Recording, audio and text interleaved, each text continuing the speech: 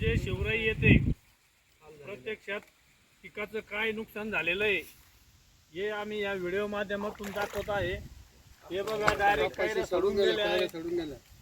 या अशा परिस्थितीमध्ये कापसाला भाव राहणार नाही, शासन तसा भाव देत नाही आणि आता अशा नुकसानामध्ये शेतकऱ्यांनी कसं जगावं।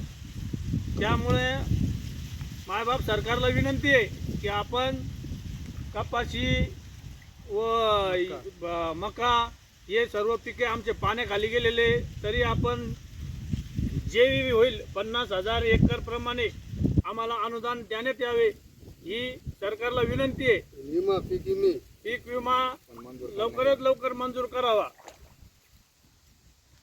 धन्यवाद। चव्हाण साहेब त्यांची यात्रा चालू यात्रा ती जी इथं पहिली वर्ष इथं आणि उपाळीमुळे काही इथं वाहून बी गेली।